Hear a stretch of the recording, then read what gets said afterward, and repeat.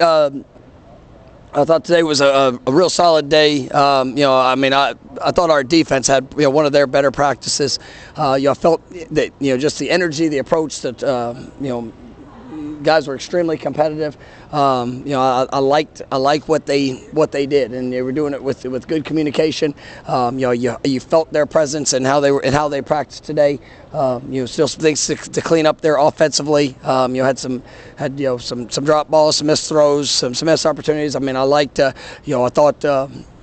Some guys continue to push and elevate themselves, and you feel the sense of competition. You feel the guys trying to seize the moment with the doors that are open. We've had a few guys that that have had to go down, and it's open doors of opportunity for guys. That's one thing that I've challenged them with, is that, man, you get your opportunity, you better make it stick. And I think a lot of guys are really pushing and working to prepare themselves to be ready for that moment. And then obviously guys that have had the opportunity, making sure that they keep it, and you'll continue to work and get better. But we've still got work to do throughout the back part of this week. But I think the guys are pushing hard.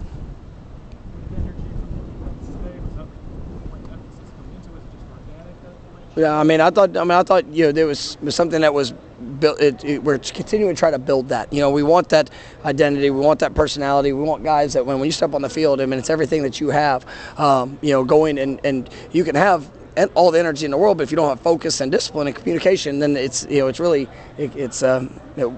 say work against you, but it's not helping you. And so, but that's what I liked, is I felt that and I saw it, and it was I thought the guys just really did a nice job. But yes, that's something we've been pushing just as a team in general. Obviously offensively, we want to continue to push the tempo, and how we're operating, and that's something we got to continue to focus on as we're rolling through.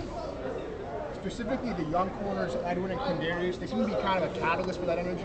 Have you noticed kind of their swagger the last couple? Yeah, I think those two guys have really, as they've, Quinn played, last year and, got some opportunities. Ed, obviously, being injured. I've seen a lot of growth in the last probably month from him, and I think you see his presence is showing up there on special teams, and then he's gotten opportunities out there, there on defense. And I think he's going to continue to earn that. Continue to build upon that. But I like some of the positive strides I'm seeing from both those guys, and they love playing the game, and that's you feel it, you see it, and they got great personalities. You mentioned after the game something along the lines of challenging the players and the coaches. Like, how do you challenge the coaches? Well, everything that you see that's on the field is a reflection of us.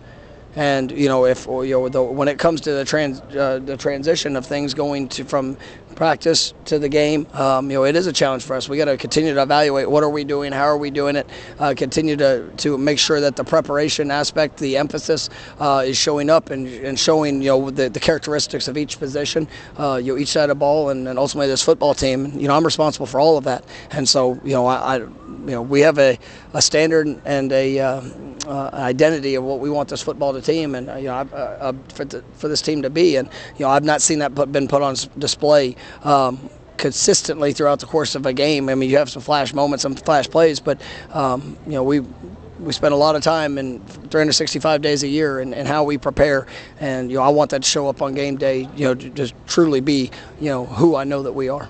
How do you balance looking for different ways to reach players versus, I know this works, and this is what I want to do? No, it's about the connection, and every.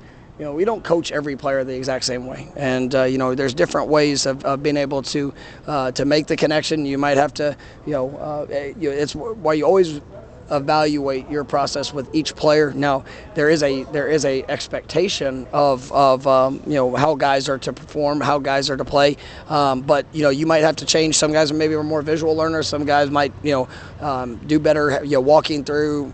Some guys on the board, and some can just hear it and be able to apply it. So it's to make sure that we're doing all that we can, as coaches, to make that connection, and then to make sure that can translate there to what we're doing on game day. How much do you focus on what the scout team offense does against the defense? And I ask that because your scout team quarterback seemed to have a couple really nice plays today. Can you glean?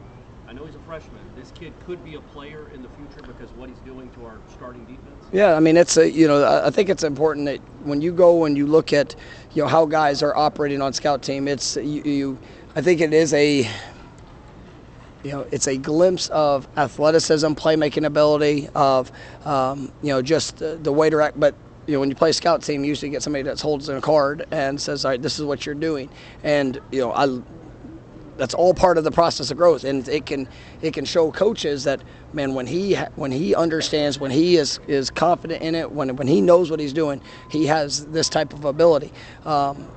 But it still comes down to the reactionary things, the calls, the checks, the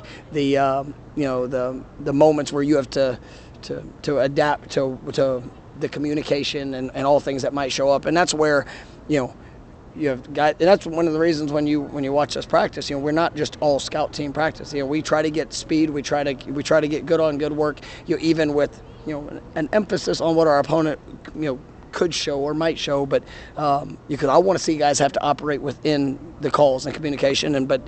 Yes, you can learn a lot about a player from scout team, but they also got to be able to translate that when it's time to go through and communicate a line and be able to execute a call. I know big picture expectation doesn't change, getting better every day for every single player, but are there little picture things when it comes to DJ where it's like, all right, this week let's try to focus on this to get better? Yes, I mean absolutely. Every player, we try to have a weekly focus of, hey, this is something that is an essential. We need to see, whether it's a drop. I need to see you take a drop on each play. Don't get caught up worrying about different things that are going around. Let me see you drop, as an example. Sometimes it's you want to see a defensive lineman, make sure that they are in the absolute proper alignment on every single snap. So the number one focus if I say that that's going to be the point of emphasis, I need to see that throughout the week of practice, or we're not getting our job done, or it's not showing and translating how important it is for that player. And that's where, if that's something that is not accomplished, well, that's where you get to continue to evaluate the opportunity that guys get. And so it's every position, and we always try to have at least one focus that we say, all right, this is something that has to get done. And then, yes, we're always trying to grow, beyond that. Does it help to see that both DJ and Sione are backing up? Kind of give it like that. Well, yeah, they played against it. Obviously DJ being quarterback that's played against this team, defense coordinator. He's got a familiarity, but it's still this year's team, and how they're utilizing personnel. I mean, Calze.